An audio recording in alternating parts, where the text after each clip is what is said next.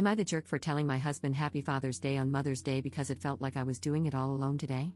Posted by you/temporary_try_737. This morning, I woke up early to order myself coffee so he could take our son to pick it up and surprise me. Then they went to the grocery store and thoughtfully picked out my favorite breakfast and came home. My husband made half of the breakfast and then asked me to make the other half. No problem, he acknowledged that he was asking me to do the work while still taking credit for the benefit of our kids' experience and memories. It was no problem until he went upstairs to go to the bathroom, and after 45 minutes, I walked upstairs to check on him and found him asleep in our bed. He slept the entire afternoon. Later that day, I was doing the absolute mountain of dishes, my third load for the day, that's another story, and he asked me to make a grocery list. I asked if he could please make the list because I was in the middle of doing the dishes, and further tried to coax him by using Mother's Day in a playful way. I really didn't want to drop what I was doing to look in the fridge, he was already standing right in front of it, to tell him what we needed for dinner. He knows what the ingredients are, he could easily look himself, but he insisted I help him. I was super frustrated, so I took a deep breath, washed and dried my hands, and then opened the fridge and started telling him what we needed. He could sense my frustration and called me on it.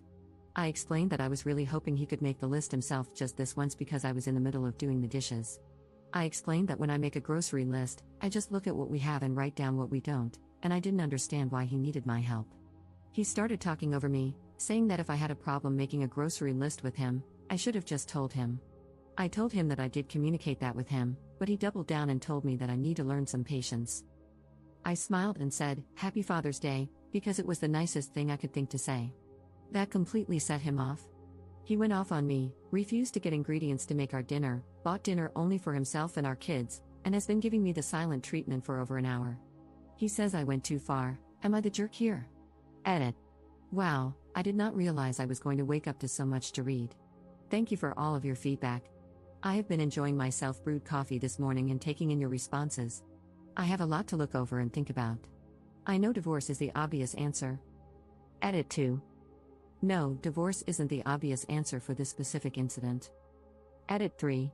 I mean, the idea of divorce is not solely based on this one specific incident.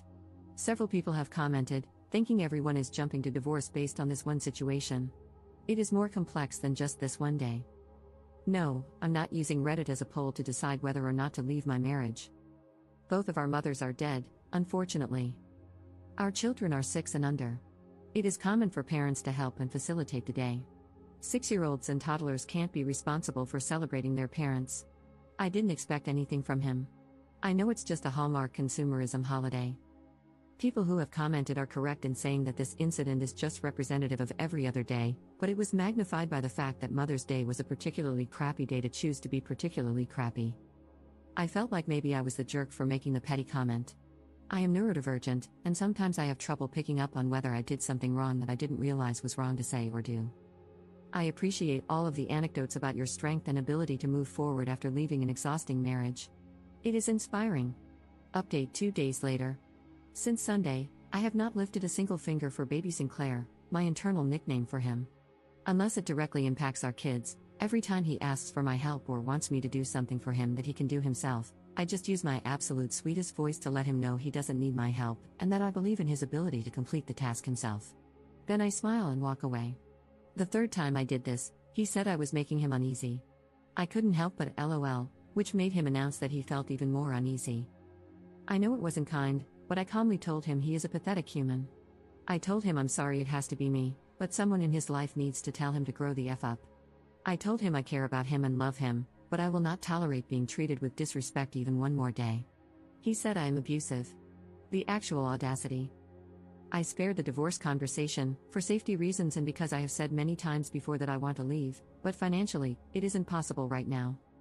Side note, I tried to leave last year because he was making me feel unsafe, and his behavior was erratic. I went to the emergency room during a mental breakdown and told them about the abuse, which they noted in detail on my file. They asked about any plans to escape, and I told them I had it covered and answered their questions about my plan.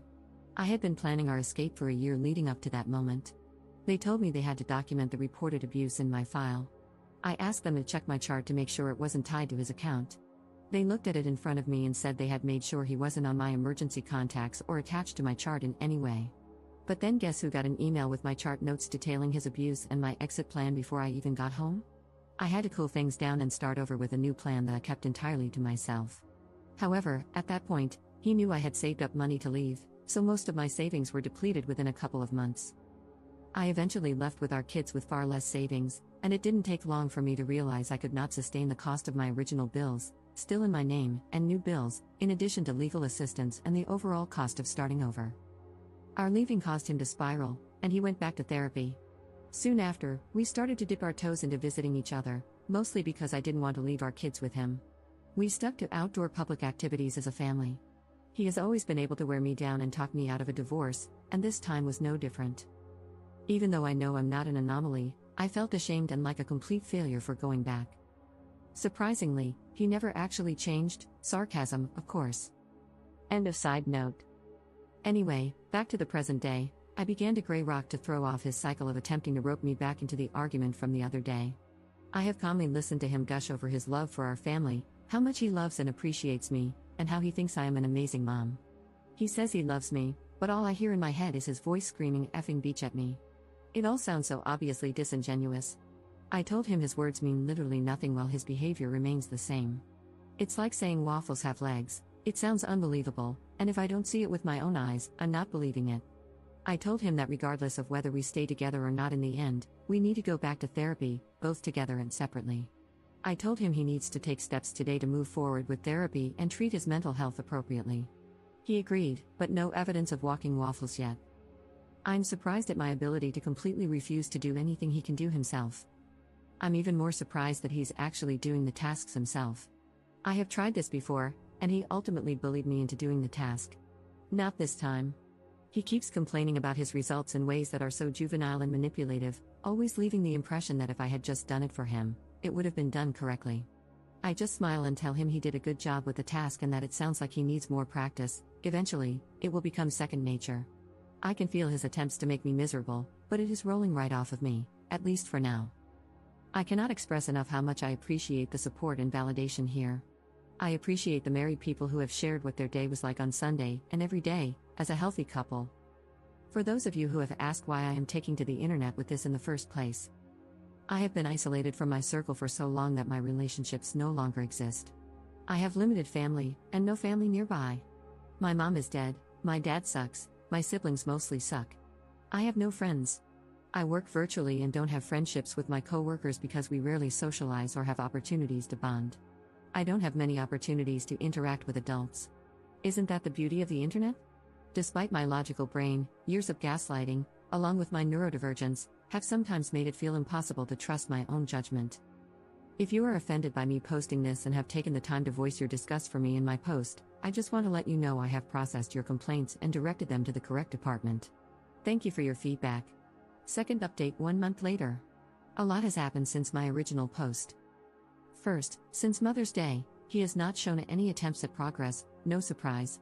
He has lost his control and repeatedly called me a effing beach and other awesome pet names over his minor irritations with me. Example, I asked him if he wanted my help bringing in the groceries.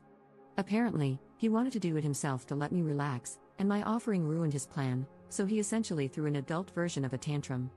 I explained that it doesn't feel like a genuine gesture, especially because now I'm being yelled at for offering to help. LOL, okay, pal. At one point, I became petty, whoops, and told him to use I statements because that's his go-to therapy speak that he uses on me as a dog whistle during arguments and therapy appointments. He lost his crap, which then made me laugh because I literally do not understand if this is really his perception of reality. I can't take him seriously. I find myself laughing more now than ever, and it's not to mock him, I just can't control my disbelief and don't know how else to cope at this point. Second, I have realized that while I do love and care about him, it is clear that he does not respect me as a person, a mother, or his partner. He doesn't respect our kids. I can't realistically continue living with someone who tries to control my entire life. What kind of life is that to live? I took advice from many comments left on my original post and reached out to friends and family I had been isolated from. The reception was better than I anticipated. I didn't expect the hurt I felt when I found out every single one of them said they wondered if I was in an abusive marriage, but not one of them ever asked me directly when I completely withdrew. I don't blame them, but it was hard to ignore the pain I felt from that. This was also a reason I never reached out to anyone when things got really bad. It seemed like they had their own lives to worry about and clearly weren't concerned about my absence. A couple of the people I reached out to were lifelong friends whom I had to formally end friendships with when I started dating my husband because of his jealousy, and I never got to mourn those friendships. It felt like a piece of me that had been broken began to heal. Anyway, it was a positive step because some of my family members were relieved I opened up to them, and now I don't feel so isolated and alone. So thank you to everyone who encouraged me to do that. I am not sure what my next steps are, but I am feeling more confident in my path forward. I do know that from here on out, I'm doing whatever the F I want, don't worry, as safely as I can. Thank you. Commenter. I'm glad for you. I'd like to point out something. Some of these friends who didn't reach out when you withdrew may not have known how to do it or may have been afraid you would reject them. I'm sure they are genuinely glad that you are reaching out again. Give them a chance to be your friends. Commenter's response. Sorry, but I'm so sick of people like Op pretending that they would have taken it well, even decently if their friends had actually asked that. Op's response. I'm not pretending I would have taken it well. I even said I don't blame them. I understand that from their perspective, it would have been extremely tricky. I understand that I am the one who drifted away from them. I understand. I can see a situation logically and feel pain at the same time. Edit. I think the pain I felt really had nothing to do with my friends and family and everything to do with the fact that I felt like I was crazy for so long. I thought everyone believed he was a great person. My pain was partly disappointment in myself for not seeing what everyone else saw. Third update 8 months later. 246 days ago, I posted asking AITAH for telling my husband Happy Father's Day today because it felt like I was doing it all alone today. I knew I was in an abusive marriage, but I was stuck. I remained stuck until it escalated beyond return. I wanted to provide an update to show how things can escalate. The very next month after my original post, he pushed me down the stairs backward. The following month, he started threatening his life if I didn't stay with him. The month after that, he began looking into buying a gun. The month after that, he became physically violent toward me in front of our kids and emotionally abusive toward them. The police were called multiple nights in a row. My kids and I have been staying at someone else's house since mid-November. We left with a weekend's worth of clothes each, toothbrushes, and some of their favorite toys that I could quickly grab. We are starting completely over, and it feels very weird. Following my previous post, he drained the savings I had accumulated to escape with my kids. I am in the process of finding a new job. As weird and scary as this process has been, I have never felt safer. My kids have never been happier.